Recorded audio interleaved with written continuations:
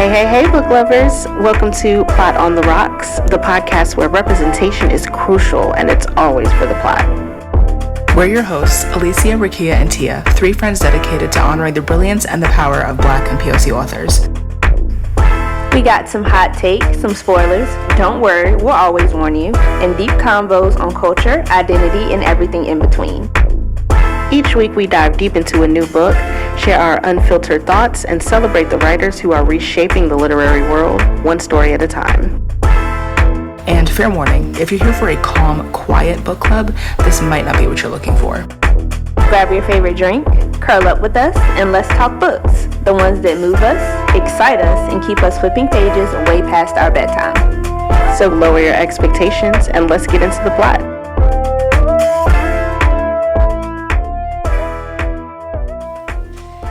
Hey, y'all. Welcome back to Plot on the Rocks. Welcome back. Yes, season 2, episode 3. Mm-hmm. And we read The Personal Librarian this week. This is about the... Oh, go ahead. No, you give better synopsises than me. How do you say that? Synopsis? Synopsi? Maybe? Synopsi. Okay. Yeah, you go for it, friend. Okay. This is written by both Victoria Christopher Murray and Heather Terrell, this is actually my first time reading a book written by two people. I think so too. Yeah. Me too. Yeah. But basically it's about J.P. Morgan, the financier tycoon of New York, his personal librarian, Belle da Costa Greene, also known as Belle Marion Greener, who passed as white for her whole entire professional career while she was working for J.P. Morgan. And I didn't look it up, but I'm assuming up until recently, probably within the past 20-something years maybe, yeah, it was found out that she was actually Black and not white. Yeah. So. Yes. So, y'all, how many clinks are we giving? I feel like I was the only one that liked it. You might be. I won't say I didn't dislike it. I would give it, honestly, I had the worst cup. I'm 4, whatever, I give it 4. I will say the last couple of pages, I read through it because I literally finished it 15 minutes before we were supposed to start. So I'm like, all right. But you finished She's not it. saying nothing important. Yeah. All right, cool, yeah. So I liked it. I think towards the end it dragged out a little bit, but, you know.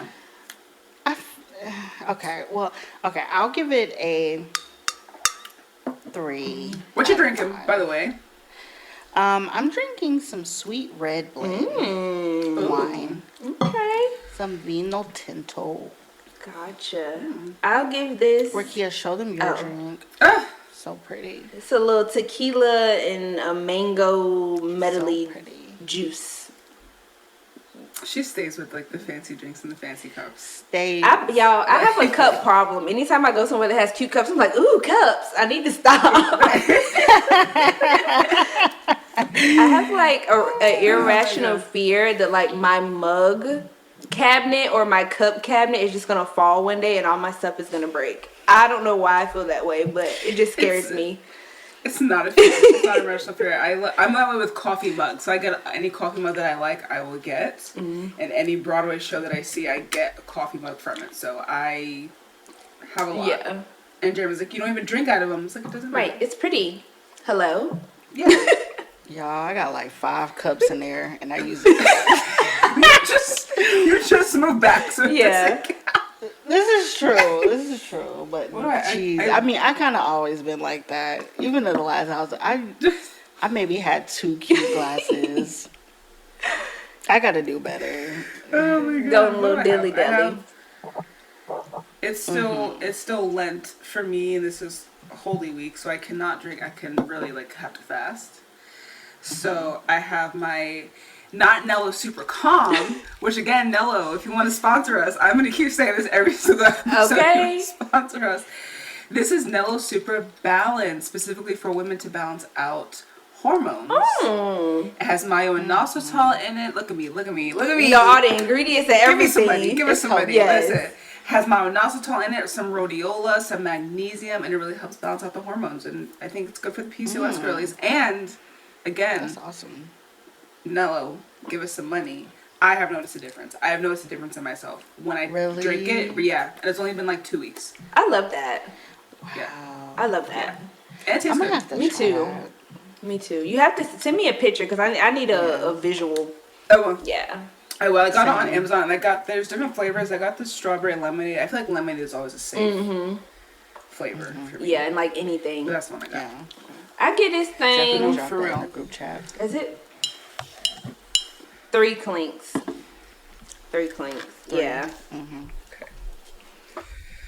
I mean, I'm sorry for listeners at home. Her face is like killing me right now. I feel like that's been like a rolling started off thing. so Yes. slow. I don't think it got really interesting to me. It started so Yeah, what was it, like 100 page, like 59? It's only 340 pages. I was like, okay now. But anywho. There was it was good in that I learned about somebody who I didn't know anything about. I thought it was very it was interesting to hear how the deals were made and you know, like the things that she accomplished. It was awesome, and I'm like, okay, go black girl, go. Even though you're like, right now, like, go black girl, go. And like she was really out here like wheeling and dealing with these super wealthy people with these super amazing and rare books and art pieces, and it's like, oh, that's cool. Yeah. That's really cool. But it was just I feel like, okay, I know what it is. The first like half of the book felt episodic. Yes. Yes. It felt like I was reading snapshots of, and so I couldn't really get in a flow. Okay. It didn't get into a flow for me until after, spoilers ahead, as you already know if you're a regular listener. We're going to spoil it now.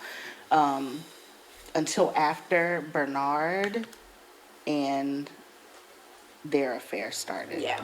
Okay. That's the only time I was like, okay, you know. And segueing into our first question, you know, now that we're talking about the contents of the book, what do we think about the first sentence? Because a lot of people say that the first sentence sets the tone for the book. The first sentence of the book was, "The Old North bell tolls the hour, and I realize that I'll be late." Hold on. I have Ricky, if you want to go, or any of you go, because I have something written down. The bell is what kind of put me in like, kind of set the tone for the, like the time period that we were currently in, because now ain't nobody ringing no bell. So I was like, okay, so it's setting us into the time frame, and then I was like, she's gonna be late, and I was like, late for what? Is she gonna be late for church? She gonna be late for work? Because that's typically when you know, ring the bell. So I was like, okay, I didn't get a lot from it, but it just kind of put me in the mode, I guess, of the time period of which the book is going to be placed in. For me, it kind of like, now that I'm thinking back to that first sentence, that kind of set the tone for all of the anxiety. It was like constant anxiety throughout the book of, are they going to find out who I am? Are they going to find out who I am? And that first sentence is literally her rushing and being nervous about being late and thinking about who's going to be there and how they're going to respond to her, and you know, so that's how I felt. That's about good. it. I like that. Yeah. I think for me, initially I didn't think anything of the first sentence at all, but then I got to page, because I read the question before I delved deeper into the book, but then I got to page 274 where she's meeting with her father.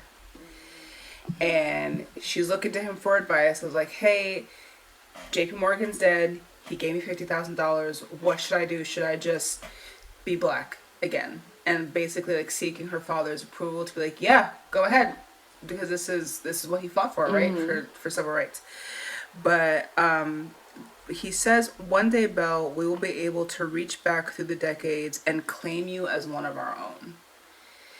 And I saw that, and then connecting it to the line is that I'm going to be late. It's her recognition as a black figure came too late, essentially. Gotcha. Because no one knew who she was, really. She was just a Portuguese woman. And so it's like, yes, her advancements like did help a lot, but at the time it was just like an advancement for white women, essentially. Yes. So so I think reading that line, I was like, oh, okay, maybe they did that on purpose, maybe they didn't, maybe that's just my own connection of like, okay, her recognition as who she was came later in our history that we didn't know. Of course, later in her life, because she never got to see herself be recognized as that. Good take too. Yeah, that's a good point. So let's talk about her mom.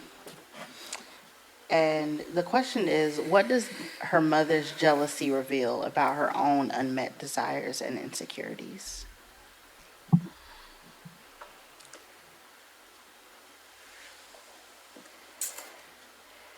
We all just got quiet. Because it's hard. That's hard. I didn't see her mom as jealous at all. I saw her as worried. I saw her as, you need to keep this shit up for all of us. Yeah. Like, don't... What's the... I'm sorry. This is not funny. What's that thing? Remember when Justin Timberlake got arrested and then he goes to jail? He's like, this is going to ruin the tour. And then the police is like, what tour? He's like, the world tour. Like, that's basically the mom's like, this is going to ruin the tour. Like, if you mess up, you can't fuck this up. Yeah. It's given that. There were moments where I saw that her mom getting irritated at her behavior. But then I saw it as like, you created that. You wanted her to live this life as a white woman. So she's acting like these other white women that you're not a part of that world. So you don't know how these white ladies act, really. Yeah. But you're mad because like she's gonna affect. She's gonna fuck the money up, basically. Yeah. But I don't know if I ever saw her as jealous. Maybe she was, because she was able to pass too, but like not in the way that she wanted. But I thought she was more concerned or worried about the image of the family versus jealousy of her daughter. Yeah. I think that's how I feel about it as well. I don't necessarily feel like it was jealousy. For me, her mom reminded me of every overbearing woman in my family. Who just wants you to do well. And they just want you to do better than them. But the way they go about it is a little heavy-handed. But at the end of the day, they really love you and all that kind of stuff. But also, like you said, don't fuck the money up. Like, we done got this far. You need to keep it together. You need to hold it together. You need to do what you need to do. She was stern. But I will say, as far as her unmet needs and desires, her mama was operating off fear, period. Period. Like, their whole existence was literally living as a different person. She couldn't even be her own name. She had to change her whole name, her whole background, couldn't acknowledge her real grandmother. And that's so, like, you have to be so terrified. And she said that, she's like, I don't want y'all to experience life black. Y'all don't know what it's like to be black. Be white. Which is insane coming out of my mouth. But, like, at the same time, in that time period, it's like, okay, if you got the opportunity, Okay, I'm not gonna say I understand, but I will say I get the the compulsion, I guess. I don't know. I get it. Which is crazy to me too, because during that time period, you heard how he freaking talked about Jewish people. You heard they talked about Polish people. They talked about Italians. They talked about Everybody. There were groups of white people that weren't really white then too. So it's like I think her picking Portuguese was seen as like that was interesting to me because I was like that's very specific. Yeah. Very specific. But I wonder if they weren't seen as like less than as like the other white immigrants at the time were.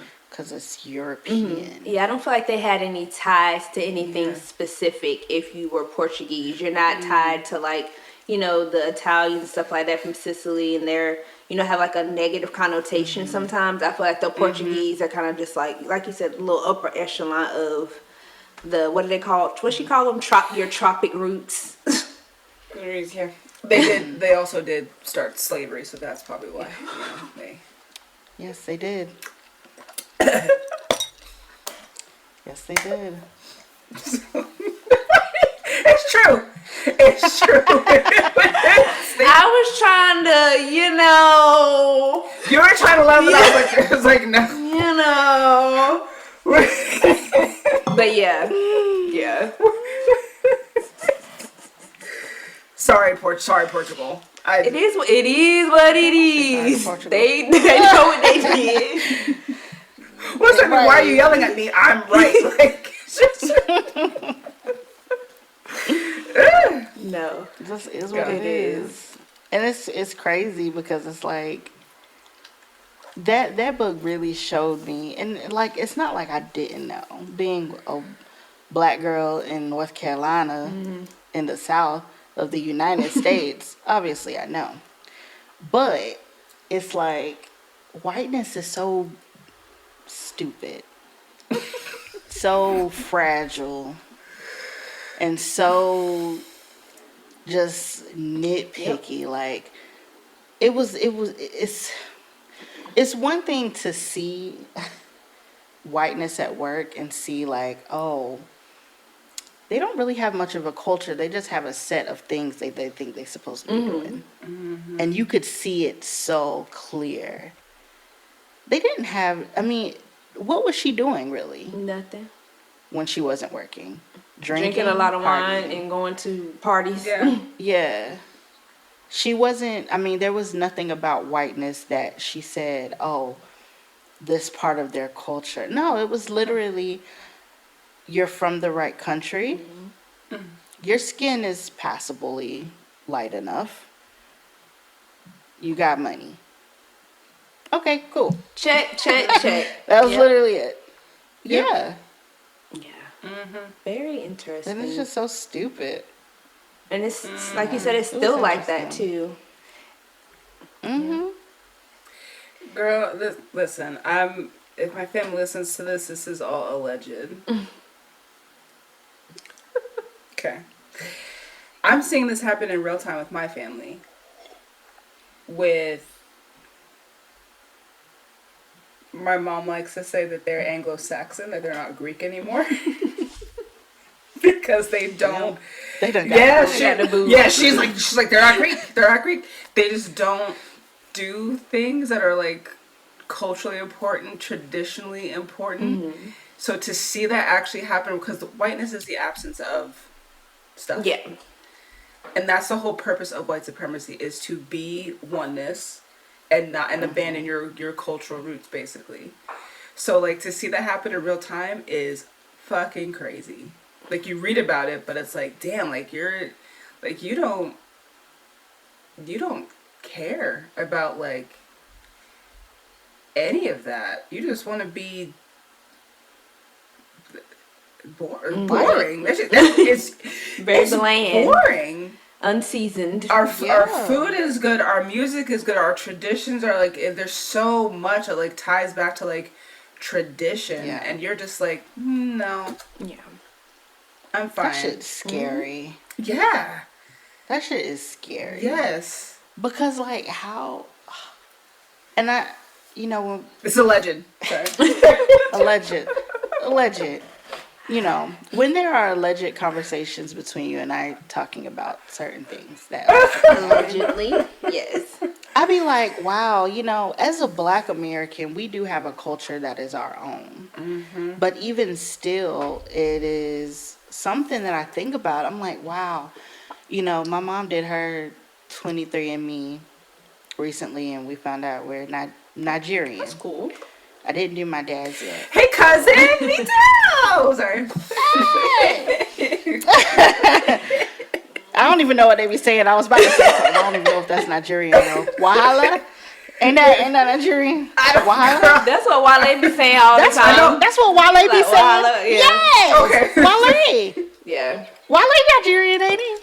Yeah. I know Wahala. Nyash. I know Nyash to refer to, like, you know, your tribe. That's really it.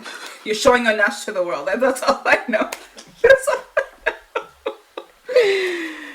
But like, I be thinking like, wow, how amazing would it be to have the knowledge of a Nigerian tribe and the cultures of that specific tribe, and how beautiful that would be, because there's like so many tribes in Nigeria that like have their own cultures, their own languages, their own customs, and it's like, how could you possibly decide to give that up just to be white?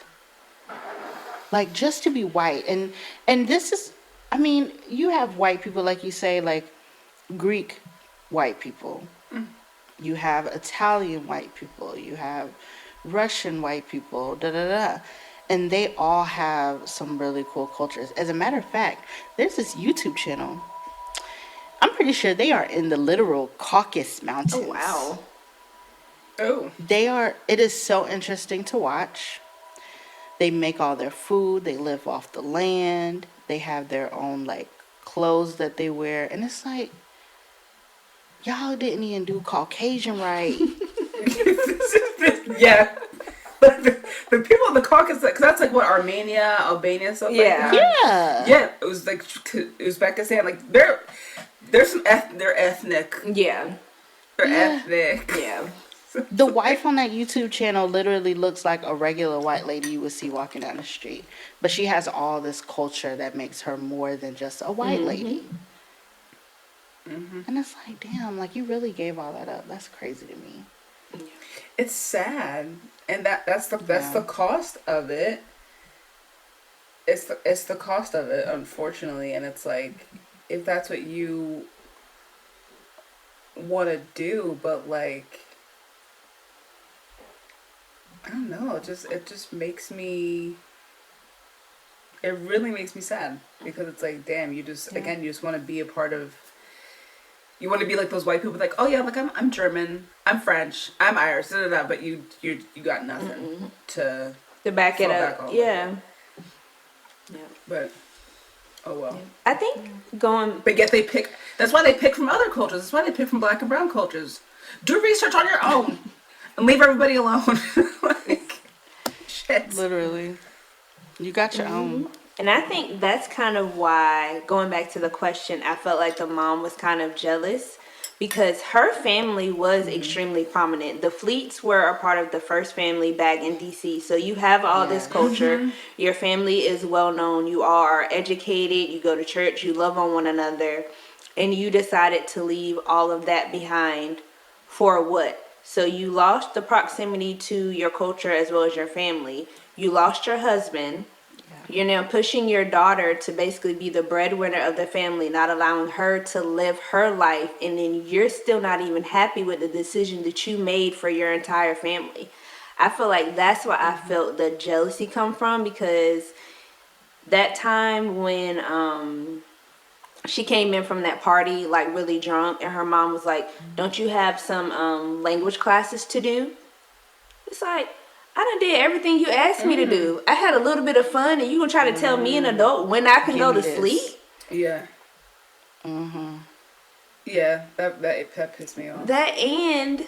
Because what did he give her? Give her what, 50,000? I looked it up back in that time. So that's like $3.5 million now. And the first thing that they say is thank you to Mr. Morgan for thinking of us, not thank you to me for all of the work that I've been doing to make sure that we have a good life. I said, oh, y'all got me. They pissed me off. Yeah, because basically he gave that to her. Yes, he gave that to her, not her family. Yep.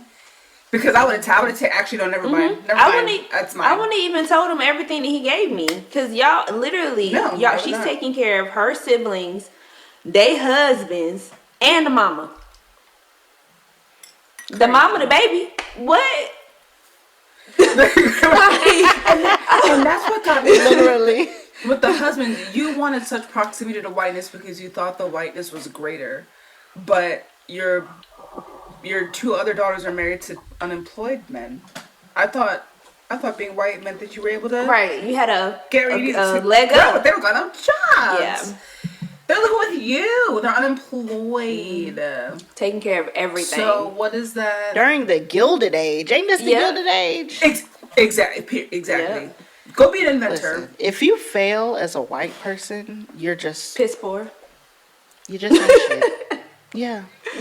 I mean, because honestly, you got too many highways and byways, as the old folks say, to get to success, and you ain't did nothing. Mm-hmm. You ain't shit. I didn't like that at all. I don't like the way they treated her. Yeah. No. They very much took her for granted, and I think you're very right about that, Rakia. It's like, I wish that they went... This is another thing about the book. Again, good book, very educational. However, it felt so surface level at the same time. It didn't go deeper. Yeah, I would have loved... I mean, if we're going to do... I know this is based on a true person, but this is historical fiction. I feel like we could have took it deeper. Like, I would have loved to have a conversation about, damn, like, y'all thinking this man... And y'all not thanking me? I didn't hear nobody say thank you to her at all. They did finally until then. She brought it up, and then another scene where I wish they went deeper was when they went back to Washington. Yes. After her mother died. Yeah, we got to see her siblings being mad, but it's like, no, they're home now, it's fine. No, bitch. Yeah. No, but for real. Like, you're not coming to see your mom. You're not coming to see us. This is what you wanted. Her sister had every right to not even talk to her at all. I would have loved them to go deeper in that. I would have loved to see the other kids that maybe didn't get to grow up as deep into the Black culture as, like, Belle did, like Teddy. Yeah. To interact with their cousins, to interact with their aunts and uncles, to see what that was like for them. But it was like, no, my uncle saw me outside talking, like looking at the tree, and then I'm back on the tree. Now back in New York. Give me more. Well, that was exactly what I meant by feeling episodic. It was episodic. I don't know how to say that, but you know what I'm trying to say. You know, like. It was like snapshots of moments and then you move on. Snapshot of moments and then you move on. I didn't get a chance to really get enthralled in the story. I didn't get a chance to get emotionally connected to anybody at all. Agreed. Really. Agreed. And there was just so many missed moments, I thought. And I know, Well, yeah. And I know this is not a question. I think... Did I ask this question? Did I write this down? Do you think... No, never mind. Ignore me. We have other questions. Okay. This might lead to one. Go to the next one. This might lead to All right, the next question. How did Belle's relationship with her father affect her romantic relationships? I got thoughts about this because she got daddy issues bad. The daddy issues was strong, honey. Not you attracted to J.P. Morgan? And I looked up his picture. I looked up a picture of that man. I was disgusted. I was like, what a girl said, yuck. You literally. I was like, okay. Like, he's like 30 years older than her at this point, right? Ew. Bernard was like 20 years older than her as well. He right? blew was me like, yeah, to the top level. But go ahead. He was such a flake. ugh, he was so annoying. And like he, looking at his picture, I was like, okay, I'll allow it. I'll allow it. But like the scene, like I literally like gagged the scene where like her and JP like kissed. I was like, that's disgusting. Yeah, or even like the that's illusions of sexual tension, like absolutely. Absolutely. She was definitely dealing with some daddy issues, some abandonment issues. She had all them issues. And like I looked it up, and apparently it is true that her and JP Morgan tried to be, together at some point. Although I guess it didn't work, but like that's the other thing I hate about this. Like, damn girl, you gave up your blackness. Find a fine white man. I know they rich. They got some. And she was in proximity to so many. Even the European ones. And they were all young, but she didn't. You go to Italy and you want to stay with Bernard? And then the one white kid that came in and was talking about W.E.B. Du Bois. Mm-hmm. Mm-hmm. Oh, he got me. I'm like, oh my god. Right. Okay. You know what she's talking about a little and bit. And then she got her too. Yeah, got her for 2 seconds. They made out, and then she's like, no, never mind. I don't want to do this. I'm fine. Bye. Like, stupid. She made a lot. Her personal life was extra, and in that same article that I read about her after this, she was also bisexual. Her, Bernard, and his wife were actually in a love triangle. Scandalous. I can kind of see that. Am I right? Being that the wife was so okay with them being together.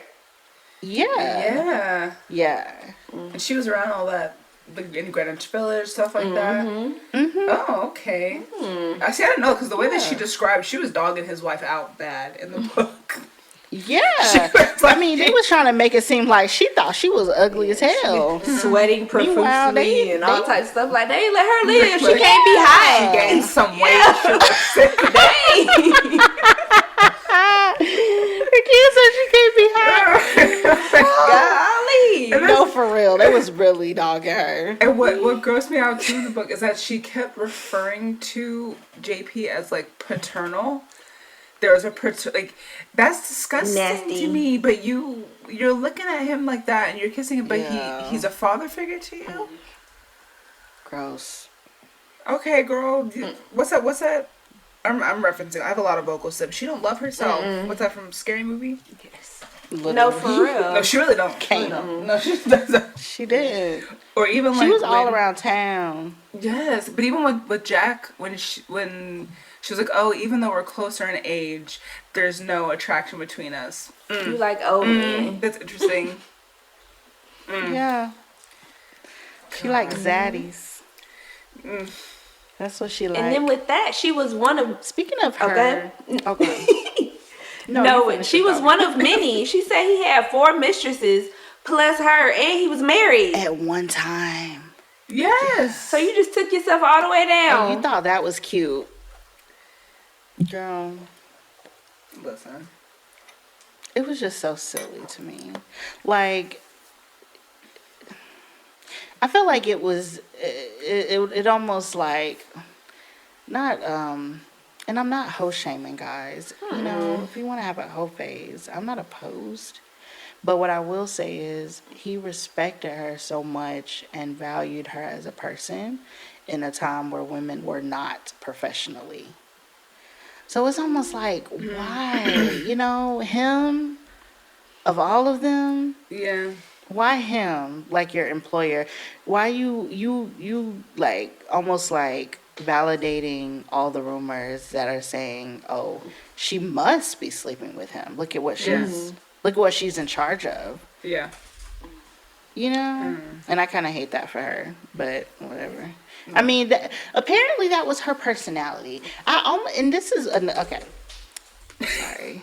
I'm sorry. I didn't hate the book, by the way, before I say this. I didn't hate the book. I really didn't. I just couldn't get into it like that. But I enjoyed really reading articles about her afterwards, kind of more than I did the book. It went into her personality in a more intimate way. And apparently it was alluded to in the book that she was very flirtatious, that she dressed very flashily, and she was, doing her thing, dating and everything like that. But apparently it was so much more than that. Like, she was so extra. Like, she was a celebrity and like a personality celebrity. Oh, wow. And yeah, like, people wanted her around because she was so hilarious and she dressed so crazy and she just would say anything. And it's like, I wish we had more of that. The book gave us a more anxious Belle. Yeah. And while I think the real life Belle probably was on some level afraid somebody would figure her out, this isn't the time of the internet. It's going to be hard if you don't have no family in a state to be found out. I think she was not so anxious in real life. She was doing her thing. She was living her life. But what if that was like a guise to, because she says at one point in the book that like to take eyes off of people in her identity, she had to act like that. So like they can't say anything about my skin color because I am funny. I'm doing whatever. Yeah. So I wonder if she did that because she needed like the pressure off of her in another area. Not to say that she wasn't in real life, but she could have decided to, like, what's the word? Overcompensate. Yeah.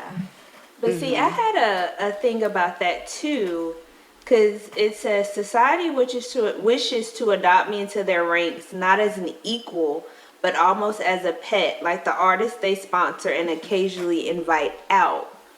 So part of me was like, do they really like her like that, or do they keep her around because she's sort of entertainment? Yeah, that's what I thought. I think so too. Yeah, which I mean isn't necessarily a bad thing, but I just felt like too, like you said with J.P. Morgan, that he held her to a higher esteem until he didn't. When he felt like she was getting too big for her britches and other people are checking for her and other men are looking for you, I own you. Yeah. Oh, okay. Yeah, he tried to yank her right on back down. So. Yeah. And I hated that little subplot. I hated that, the romantic subplot between them. I know it's real life, but I just hated it. But speaking of him and his family, Anne hated her ass from the beginning. And obviously it's revealed at the end that, she knows or whatever, and that she's black and just didn't because they have mutual agreed destruction.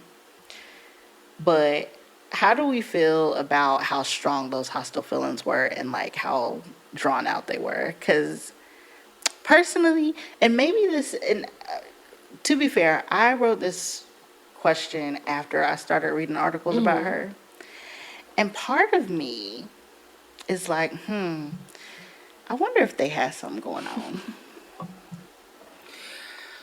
Because she was a little mad, Wait a minute. I didn't think about that. Because she was really... Wait a minute. She was acting like her dad. Yeah. She was acting like her dad. Yeah. When her dad was getting jealous. Because initially I thought she was like mad because like, okay, here's come this other young tart. And my dad's going to have an affair on my mom, whatever. But... And you said she was bisexual in real life. Because on the end, Anne's little side piece, what was her name? Bessie? Didn't her and Bessie get cool? And she was like, aren't you and Bessie friends now? And my dad kind of did her wrong. I see what you did there. Yeah. I mean, I thought she was dragging it out. So I don't know what is your problem? She was What is your dragging it. issue? Yeah. Especially you come It to me seemed not like it going was to a say little anything much. to me? Yeah. Whatever. And they had What really got me was that scene when she walked in the party and just completely turned around and walked off. I was like, oh, no, y'all didn't embarrass my girl. No, y'all didn't. They was dogging her out bad in the book too. They kept talking about her clothes and how frumpy she looked and how manly she looked. I was like, dang, y'all just don't be caring. You know what? I got a question about these authors. Let me look up what Anne Morgan looked like. Hold on. Because they was dogging out the wife too, and they was sleeping together. So now I'm like, do y'all got a pattern going on? I don't know who these authors are apart from this book, but I don't know. She's a little homely looking. Let me see. Okay. Like a daddy. I'm about to say she look like her daddy. Yeah, she look like her daddy. Uh-huh. Yeah. You know who she reminds me of? You know? Golden Girls. What's her name? Not Dorothy. Dorothy from Golden Girls. Mm-hmm. Yeah, that's I what can she see gives. She real tall and that same energy. Yeah. Yeah.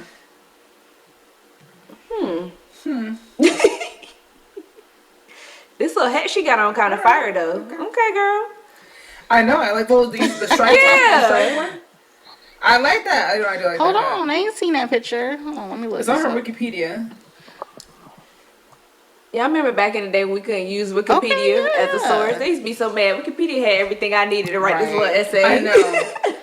Literally. Girl. Well, She sure do look like Dorothy with her striped hat. Mm-hmm. I mean, listen, if Belle was sleeping with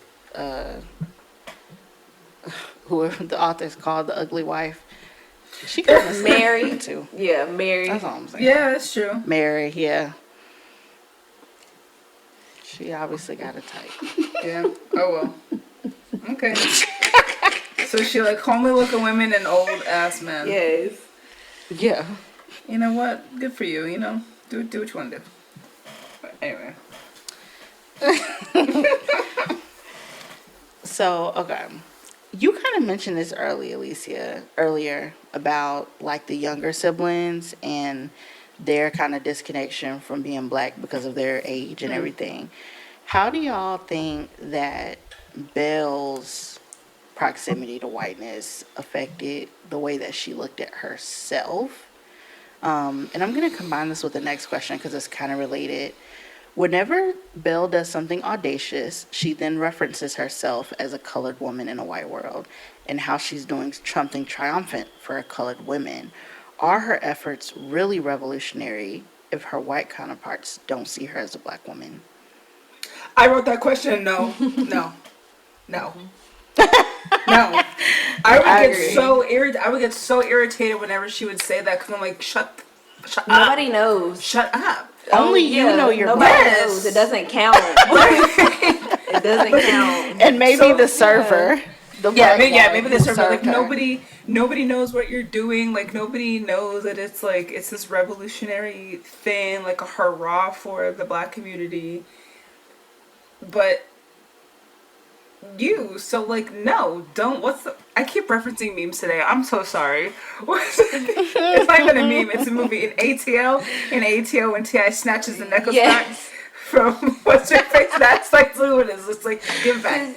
Like it doesn't count. I'm sorry. Yeah. No.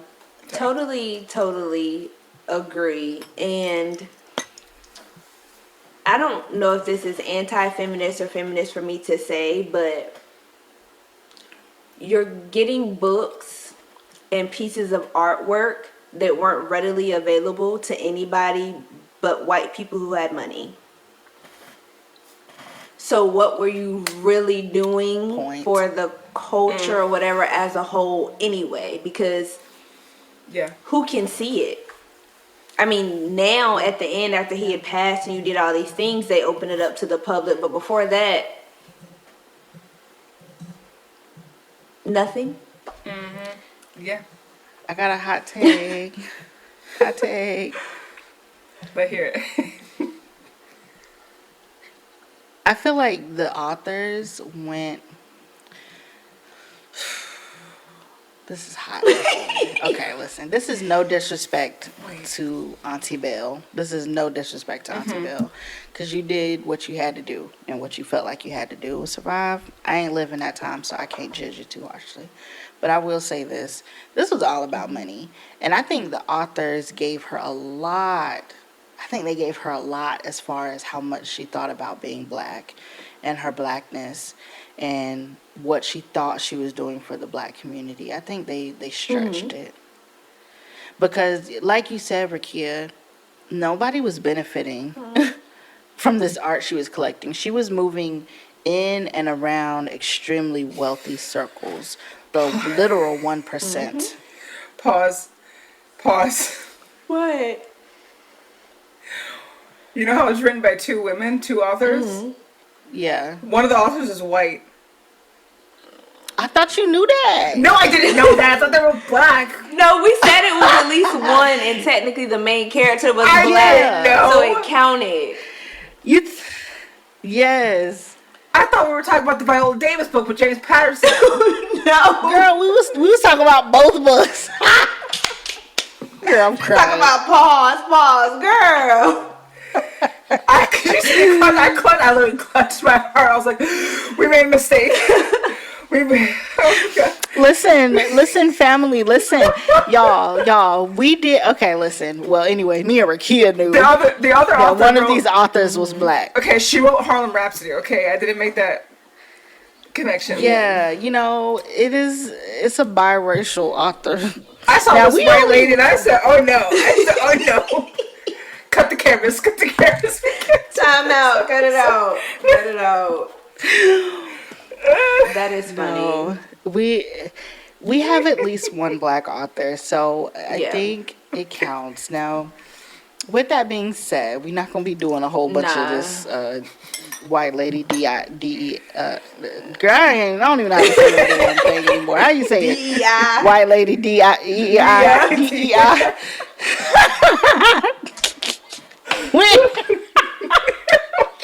We ain't gonna be doing too much more of this white lady DEI. However, this book felt important, and it has one black author. So just in case somebody wanna try to call us out, y'all did you the same?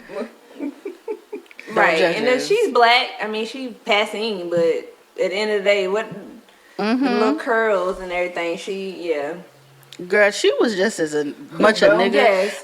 Them pictures was not even a little bit white looking. And then I saw the picture of her dad, because he was girl. Passing to who? Passing. White people do not I still don't understand. They don't see nothing but the shade of your skin, and that's crazy. He was kind of good looking when he was younger too. Yeah, he was. He was a good looking man. I got some tea on her daddy though. What is it, girl? What's it? Are you sitting down? Are you ready for this? We are set. Okay, let me find it. Okay. Now I can't find it. Okay. So you know how he had a Japanese family over there, right? Mm-hmm. Okay. Mm-hmm. Greener's great grandson, through his daughter Olive, is, are you ready? The neo-Nazi Charles Bousman.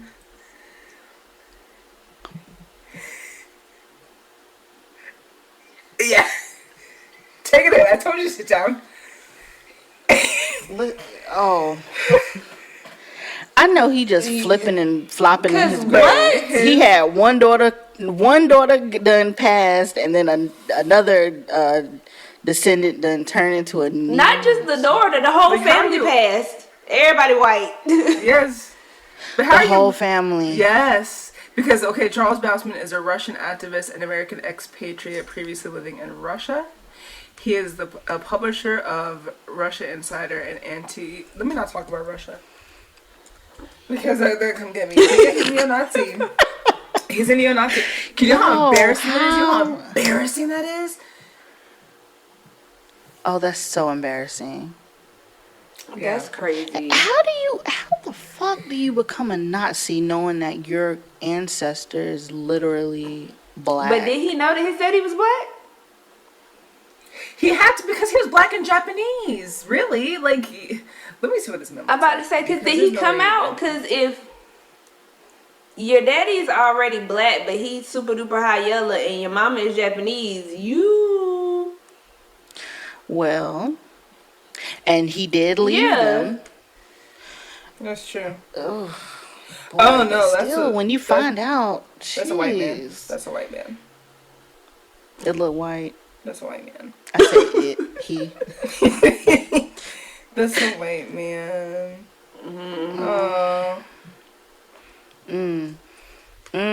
Yeah. God forbid, Lord, never let my children, never let my grandchildren. Oh, so it's Lord, great grandson. please. So he's great grandson. So that's why he looks white. Not the grandson, the great grandson. Oh, yeah, he a couple Lord, removed. please. That is so crazy. Yeah. Imagine being that important of a figure in the fight for civil rights. You got a whole branch of your family, ex-wife and children, done pass as white. I mean, that's hard enough. Honestly, I would have left too. I'm gonna be honest with you. I wasn't mad at him at all during this book. No, I wasn't. No, not at all. And the mom kept Like, trying you to paint telling him as me a my villain, wife. like, Yeah, no, you telling me my life's work is to advance black people, and you decided you gonna pass and make my children pass, bitch. You don't exist. Matter of fact, take the kids. I'm gone. He could have did a little Yeah. bit more. You could have And I left, did- but he could have sent some money. He could have did something than what coulda- he did. He could have. But he To wouldn't have been support able them to. white folks, girl. Listen, But I and my thing is, and here's my thing, and I don't maybe know I if you, mean, I don't know if you thought this. There was I don't know why my brain asked this question when it got to the part where like her siblings were married. I really sat there. I was like, did they marry black people? Because they didn't say. Like, I know deep down, I know, but like that. and did they know that they were Exactly. passing? I just wanted. I mean, maybe not, because she burned everything at the end. That made me so angry. So obviously, Made me so angry. and this is why I say the authors they really stretched it to give her this pro-black mentality on the inside. Like, yeah, I'm reading all of this black history, and I'm learning about my people, and my daddy did great. Sure, Jan. Wait. But you're living as a white woman. Let me not call her that. Lord forgive me. Nice. Listen, but you get what I'm trying to say. Yeah. Yes, and that's why I think that's why it irritated me when she went to her dad, because like her at that point, her dad was realistic. Like it's very much a situation like this is the bed. You didn't make your bed, your mama did, but this is the bed that was made for you. Now you got to live in it. You can't. There's no going back unless you leave the country. Yeah. Go somewhere else. And I think she wanted that permission, but I think even she didn't realize like the true repercussions of it. But like, I think that goes back to your question, like what that proximity to whiteness, what that means, is like you're literally giving up, going back to again those traditions, your family, culture. You can't have any of it anymore. Because now you The have definition of whitewashing. Yes. And the only way that you can do is if you marry or have kids with another black person, which we know she never did. She kept going back to Bernard stank ass, but whatever. Bro, he was horrible. Horrible. Such a And a flake. user. Yes.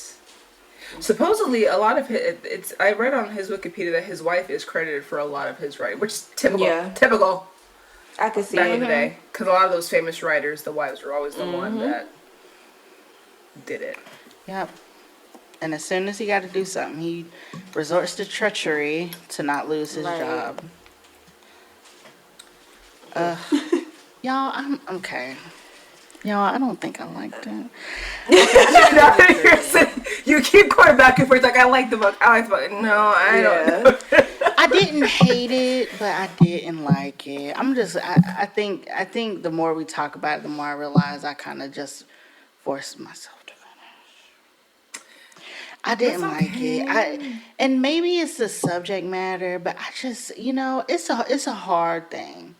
It's a hard thing. And like I said earlier, I was not black in the 1900s.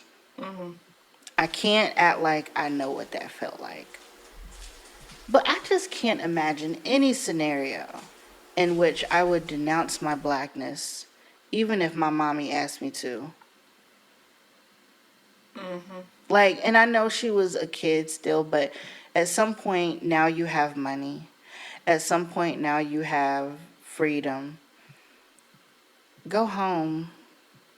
Like, that's what I would do. But I mean, again, this is kind of where my question was going in my head. Her proximity to whiteness washed her out. You All the telling way. me you got all the money in the world now, and still your choice is to stay in New York amongst white society. That's your choice. You're now making a choice. This is pre-internet. This is pre-phones. You can literally go a couple states over and live your life. Now, granted, again, this is the 1900s. Can't act like I know what that feels like, but damn, that's so disappointing. Okay, we're gonna pause. Okay, guys, we are having a little bit of a technical difficulty, but we back now. We back. We back now. So we was talking shit about Belle. No, I'm kidding. We was. No, we wasn't. But we were saying that she was dragging a little bit. The authors, anyway, were dragging it for her a little bit as far as like how much she was actually contributing to the black community by doing what she was doing. Yeah. Because she chose to stay in white society even after she had financial independence. And that's Lots just how I of feel it. about Yeah. it. Wait, I remember what it was. I remember what it was. It was we were talking about basically not being able to go back to anything. Because I think I remember asking, "Damn, is my memory that bad? That just happened like 5 minutes ago." Mine is, girl. I don't remember shit. Basically, damn, it was something with her, like you said, with the whole whiteness thing of not being able to go back, and like, I guess like, I wonder if they really understood the repercussions of what that meant to pass, because yeah, like you said, like, we're not from the 1900s, we know it was bad, but we don't have a full extent of knowledge about it, but it's like Right. really and I wonder if the mom had some guilt towards it, Yeah. because she didn't, you have people who choose to pass because they genuinely don't like being black, and then you have people who choose to pass because out of survival. And I think that's I don't want to say it's more painful, but I just wonder if they really understood the repercussions of that, of what that really means. You know what? Part of me, I'm sure there was some guilt, but part of me questions how much. Because really, I'm looking at this story and I'm reading about her and everything, and it really sounds like it was just, how can we make the most money? My daughter is educated. She's, very well read, very knowledgeable about her. How can we make money from this as white people? It was hard, yes, but again, they come from a well-to-do family. Yeah, They are the black bourgeoisie. And during this Right. time, especially the ones that consider themselves like I mean, they call themselves colored throughout the book. They didn't really consider themselves black. Yeah. I mean, they said they were black, but they were colored. And during this time, in history, quiet as it's kept, them bougie blacks definitely thought they were different than regular black people. They absolutely did, and it was almost as bad as segregation. Yes. Between white and black people. They were the same within their own community. So I'm thinking about this woman, this light-skinned woman, light enough to pass as white, and she is accustomed to a certain level of comfort, and then she falls in love and marries a man who is about freedom fighting. What discomfort would that have brought her to be out of her comfort zone, outside of her, because again, during this time, this is another reason why I'm just like, man, this is the time in history where black people had their own industry. Yes. Where they had their own communities that they were safe in for the most part. Now we know they bombed us every chance they get, but you get what I'm trying to say? Like, there was a sense of community that we don't have today, and a sense of I don't know, we were insular in a different way, is what I'm trying to say. So I'm just thinking, like, realistically, this girl done grew up privileged for a black person, and now she's in a situation where her husband is literally putting their lives in danger, because I mean, that is literally what they were. They were doing that, fighting for that kind of thing during that time. Yeah, you putting your life in danger. And he's the first black professor of this. He's writing books. He's calling out whiteness for what it is. I don't know how. Well, would she have done that? I'm conjecturing, guys, but still. Would she have done that if they ever went to South Carolina? Because she seemed to be perfectly fine until they went to South Carolina. Until she saw what the South was like. Because again, racism up north is very different than racism down. It's very overt down here. Right. It's very covert up there. So it's very quiet. They don't talk about it, whatever. And she was cool until she went down there. And that's when she was like, oh no, we're not doing this. So I wonder if she would have not done that if they never left. Because even one part where he says too, when they're having the argument, Richard and the mom, where he says, your heritage, I guess you're the daughter of the great fleets, while I'm just a lowly grandson of a slave. You married a Greener, a man far below your station in life. So back to what you said, she was part of an already free family for God knows how many generations, that ended up marrying somebody who did not have that lineage. That was even a storyline in The Gilded Age with Felicia Rashad's character. I wanted to beat the shit out of her. Oh, she made me so mad. But like, really seeing that is crazy to me. Yeah. And even how they talked about themselves because like you said, we were a community back then. I feel like as part of the black community, we talk about ourselves in a togetherness type of way. Yeah. Like, not in an individual sense all the time, but they did. It's like a collective. Yeah, collective. Yeah. But they did. We're the Fleets. We're part of the Fleet family. Yes. Like, if Belle had never said that they were black, you could have just assumed that they weren't, because they never talked about themselves as a collective, but her dad was trying to do that. Exactly. So, yeah. And I really think that's a huge part of it, because I don't know. It's a huge part of it for me. I'm thinking, and even like, y'all remember, y'all listen to Our Ancestors Are Messy, right? Yes, I watched an episode of that yesterday. We'll listen to an episode of that I need to catch up. Wait, is season 2 out? Yeah. Oh my god. Yeah. Okay, yay, okay. It's such a good podcast, y'all. If y'all haven't listened to it yet, it's so good. But like, the first season has stories of that upper class colored person marrying below their station and how scandalous it was and how absolutely like, no, not okay, period. You marry within our ranks. You don't get to marry no regular black person.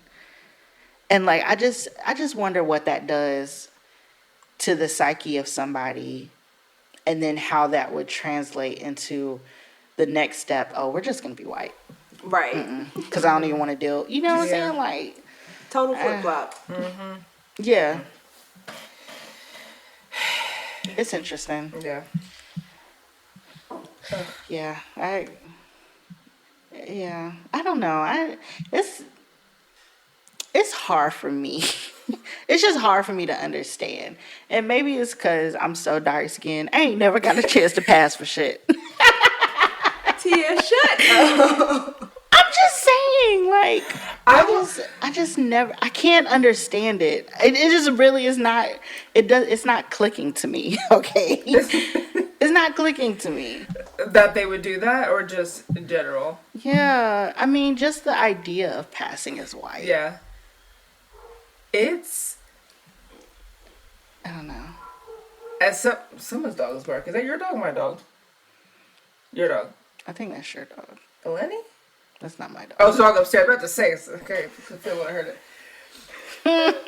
I tried to put it on mute. Oh, no. Because y'all know I have a passing in my family. My mom's grandmother came over from Jamaica and decided to pass, like, got her naturalization stuff that she needed a sponsor, which was her brother, and then, okay, bye. It was that situation. Bye. I didn't meet the grandson of my great-grandmother's brother until 2020. He found me on Facebook. And to see, so he looks like he could have been my brother, because him and my brother look identical. Wow. Like, light skin, freckles, but of course, like, light skin black. But, like, seeing that and, like, finding out that they were over in Washington Heights, which was, like, 20 minutes away from, like, where my mom grew up, but, like, having nothing of that, and then seeing how that played out, I can't speak for my, again, allegedly, my mom's other siblings, her sisters, but I don't know if their kids know that heritage, or that's even part of that, because they married white men, and they're now white. Whereas my mom, she always was loud and proud about her background. She had a fro back in the 60s and 70s. She was proud about her ethnic identity. Like, she would talk about how, like, her grandma wore wigs and wore a lot of makeup, but, like, she said vegetables. Like, she had an accent, okay? Like, she wasn't hiding it. And even growing up, it was always like, this is what you are. So, like, I always knew that. But then, again, having the other side of the family, that's just like, I genuinely don't think they have a clue about that. Wow. That's crazy to me. And I think I'm still bitter that, like, that's a culture that like how you talked about being Nigerian. That Jamaican culture, I don't have any of that. I don't know anything about that. I want to, but it's also like it's kind of late now. The most Jamaican thing about me is I don't play about Celine Dion. Okay? Me and that one, listen, I love that Wiley down, okay? And I think that's what I kept thinking about reading this book, was like, damn, like, that's crazy. That's crazy to me. Or even when I have my hair straight, like, people would confuse it. You know, I don't like being mistaken for anything else other than it pisses me off. So, like, what I am. you know, like, so Greek people love talking about being Greek. They don't shut the fuck up about it. Black Americans love being Black American, okay? And I'm proud of being both. So God forbid somebody says, oh, that somebody confused me for Sicilian one time. I'm like, no, not at all. So again, to your point, like, to just get rid of that and, like, purposefully, like, I'm white. Like, no. That's weird. That's weird behavior. I get it, they did it out of survival, but like, I don't know. Yeah. It's an unfortunate thing that people felt the need to even do anything like that. Yes. It's so unfortunate that the world made them feel that unsafe. That, okay, Yes. now we got to get rid of an entire who we are. Yes. Our entire lineage. Yeah. That's so Basically, sad. and there's a part too where she kept I don't think she really saw that what her mom did was not okay. Because she never really she kept saying like, oh, like she did what she had to do to give us a better life, and Yeah. and I'm like, girl, like that's no. The extreme. That wasn't. Yeah. And I think Yeah. something else that got me too. There wasn't a specific incident that caused that. Like nothing happened. It was like, you know what? Forget all this. We need to do this. Y'all. It was just a decision she made, just off a whim. Because they was already in New York. Yeah. They right? were safe. Living as themselves. She's Yeah. like, no, you experienced the South for 2.5 seconds. Yes, I get that. That's probably very traumatic. I completely understand that was probably really traumatic. But like that quick, for you to just be like, okay, Jumping ship. I don't know. Yeah. It's opportunistic. Yeah.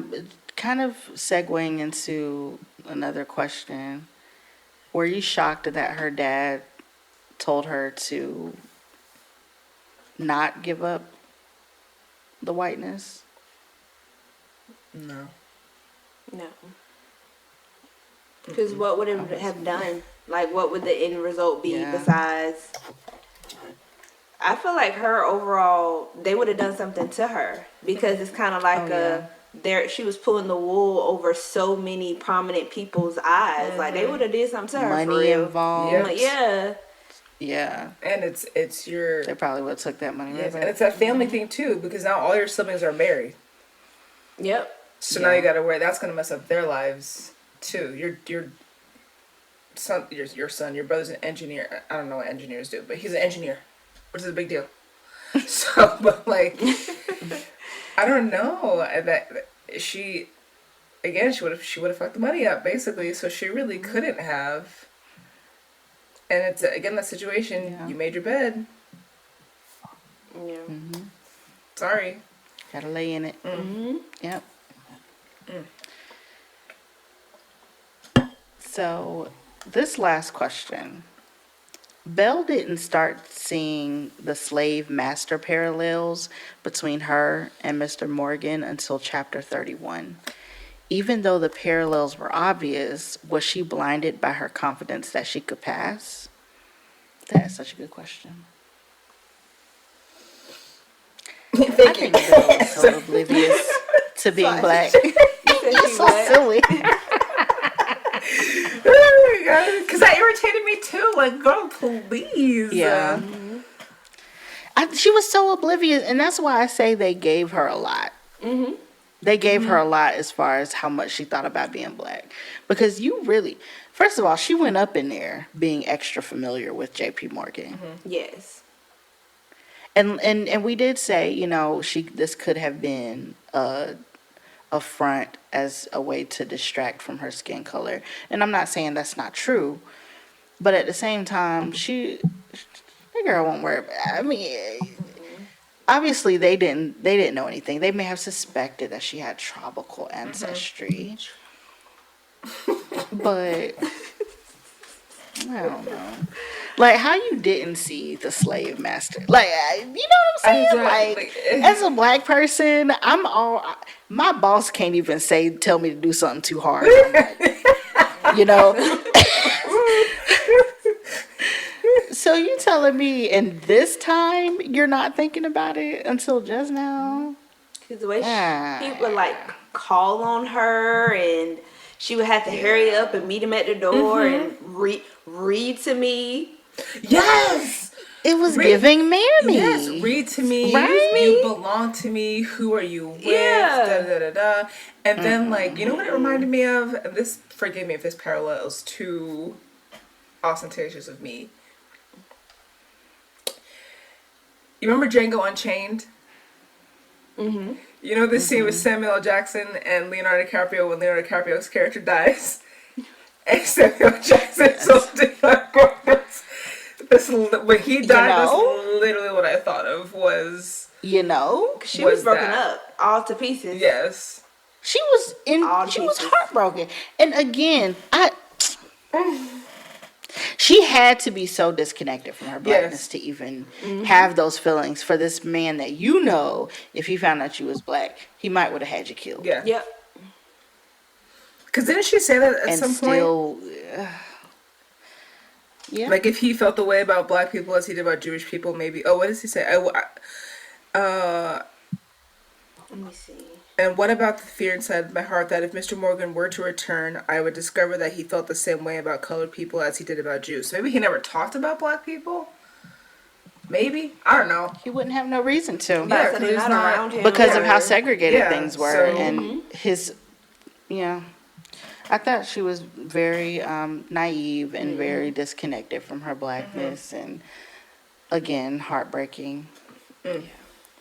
But overall, it was a very educational book. I'm glad to learn about her. Of course, controversial subject. But overall, I'm glad I read it. Yeah. I'm glad I learned about her. Yeah. Yeah. I feel the same way. Like you said, it was just like a little educational nugget. Somebody outside of the usuals that we hear about, not saying anything's wrong with the usuals. We love all our people, but somebody different to gain some knowledge about. Yeah. Mm-hmm. Yeah. Yeah. I would love a show about her. So. Maybe? No? No? Alright, never mind. Edit that part out. Never mind. Alright, let me go on ahead and just leave right now. The book was dry, so because it was dry. But maybe, because I feel like if they did it, they probably would have made like Bernard like handsome or... They would. But her as herself... I can't listen. It stressed me out just watching Tessa Thompson in that movie. Wasn't Passing, she the one passing? No, it was the other. It was her sister. It was her friend. It was her sister that was her friend. Her friend that was passing. Yeah. Stressed me out enough. A whole show? Absolutely not. Absolutely not. No. I forgot. I blocked that movie from my memory. I blocked it from my memory. It was good. It was a good movie. It was good. And what was that other one? The Jazz Man's something. It was on Netflix. Where The Jazz Man's Blues. Yes. How she was passing and kept trying to worry about like what her baby would look like and stuff like that. That movie pissed me off too. Cause he died behind you. Yeah. This is really quick. Before we leave, before we talk about the next book, did you guys look at what I sent you in the group chat about Bridgerton? No. Go look at that man right now, please. I'm going to sit here quietly. It's going to be quiet for a second. He's fine. I did home. see a glimpse, and he was fine. I need you to look at. Ooh, when did you scroll it up? This? Right after Kia said charge your headphones. Click on that TikTok video. Oh, it was today? Yes, girl, it was today. Oh, damn. You have to be reading my stuff. It's fine. Oh, okay. Click on the whole thing. Yeah. Yes. Yeah, I like him. Yes. As Lord Anderson. Is that Lady who's Lord Anderson? Is that Lady Danbury? I thought that was Danbury's brother. Isn't that who that was? Yeah. That's Violet boyfriend. Yeah. That's good casting. Oh, okay. That is good casting. Tyga Alexander. Hold on, let me see. Well, he looks familiar too. Because I think y'all, real quick, my laptop is on 2%, so we got. We were talking about Tyga Alexander right, from Bridgerton.